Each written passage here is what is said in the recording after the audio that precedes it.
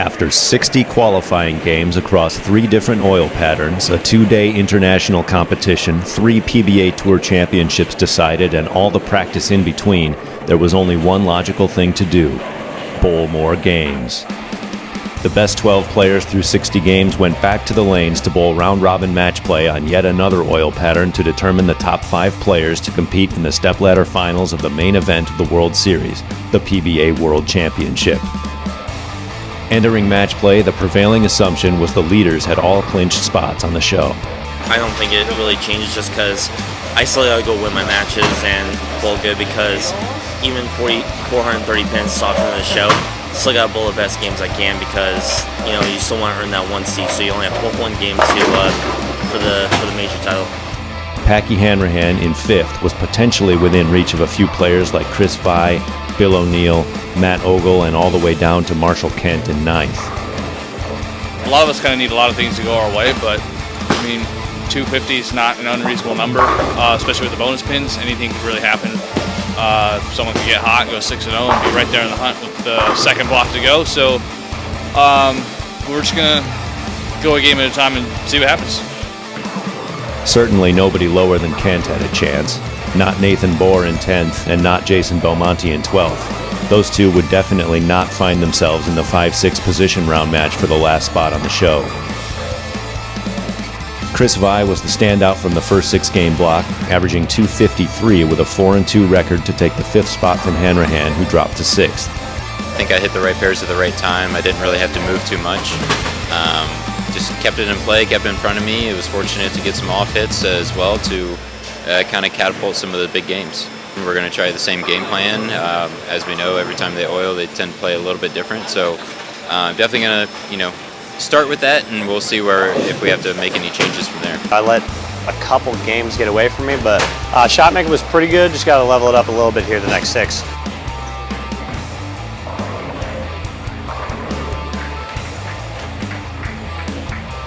Despite a 1-5 record, EJ Tackett's scores were high enough to keep him in front of everyone going into the final round. I don't really have a lead. I mean, it's 7 pins or something. It's kind of, it's very minuscule. Obviously, I got Simon right behind me. Yeah, I bowled good that block. There was 2 shots that I threw that cost me, I think, 2 matches. One against Marshall in the 9th and one against Belmo in the 9th. So, need to clean that up. Kind of do the same thing. Hopefully, win a couple more matches and maintain the lead, but it's going to take a lot of good bowling. Obviously, Simon bowled really well that block and got some wins. I don't know if he went 4-2, 5-1, or something like that. Fortunately, I did beat him in the 1 match, so if I lose that one, I'm definitely way behind. So just got to go out there and get it done, and no excuses. O'Neill fell 2 spots to 9th, but was still a legitimate chaser.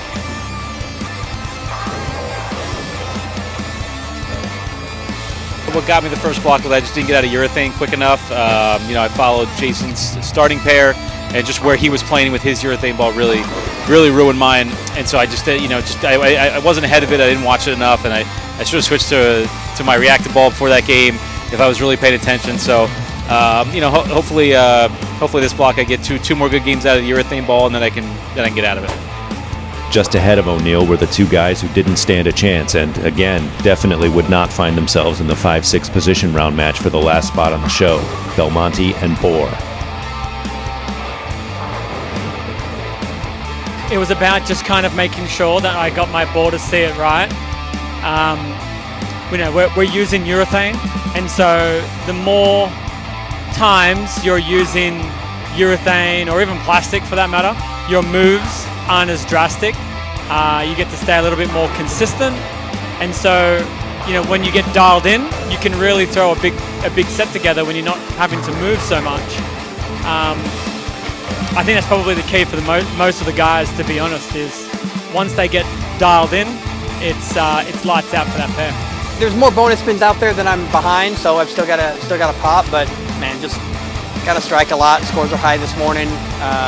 They were high this morning. The guys were kind of all standing in the same part of the lane, which made them open them up a little bit. And just got to keep throwing it good. Got to keep striking. There's I mean, I could bowl as good as I can bowl and not get there, but I'm going to go ahead and try and do it anyway.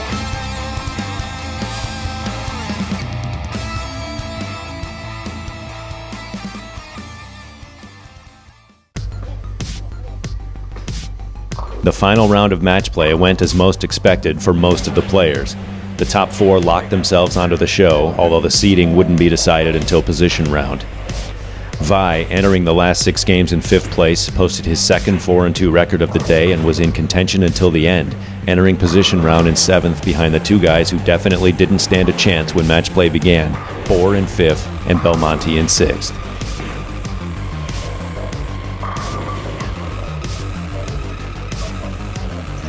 Bohr won his first 5 matches of the final block. So did Belmonte.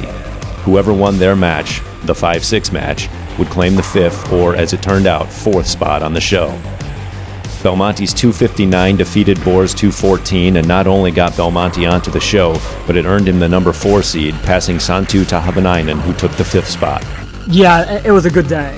I don't know, there was a World Championship in Vegas 2020 where I think I may have averaged more for more games, but the context of today, knowing that I had just today and I had 350 pins or whatever it was to catch on a relatively high scoring pattern. I kind of came in this morning hoping that, I don't know, the scores were going to be low, so I could, if I bowled well, I could catch a lot of pins. I wasn't expecting them to be as high as they got to, but I was able to just strike out a couple times more than most.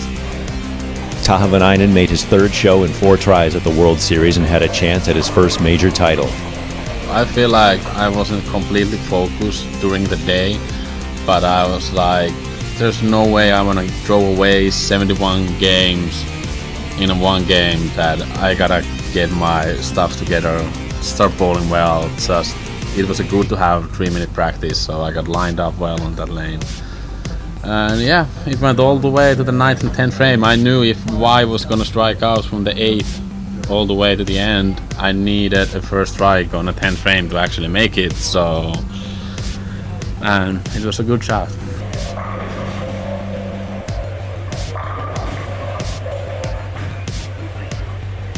The top seed belonged to E.J. Tackett. Despite a 1-5 first round and a 3-3 second round, Tackett's 230.72 average and crucial win over leader Buttriff in position round put Tackett into the number 1 spot in a major for the 3rd time in 4 major championships this season.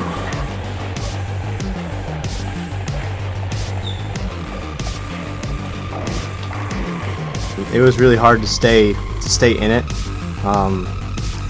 I think honestly it was maybe a little bit to do with Butters not running away with it. He kind of kept me in it, honestly.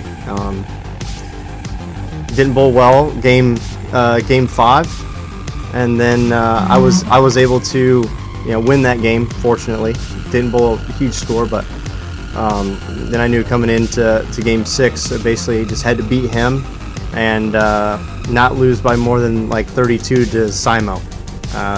So it was like watching both, trying to beat Butters, but also watching what Simo was doing. But it was definitely a grind, even though the scores were pretty high.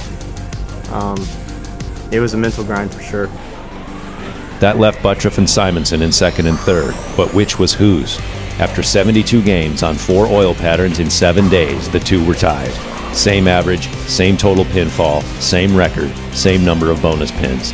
There was, again, just one thing left to do: bowl another game.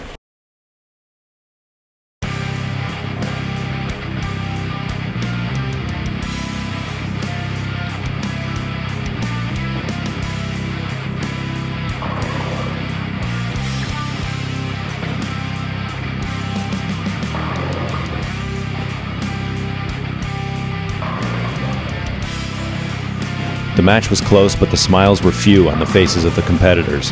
Buttriff came up in the 10th with a 245 maximum.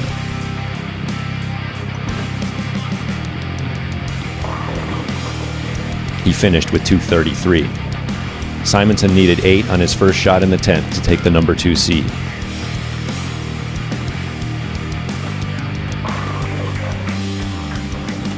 I have a chance to win the roll-off, but moments like that, you just can't control sometimes. So just gotta move on from it and get ready for the show. The World Series of Bowling would conclude with one of these 5 claiming a major championship. Next on World Series of Bowling Chronicles on the PBA YouTube channel.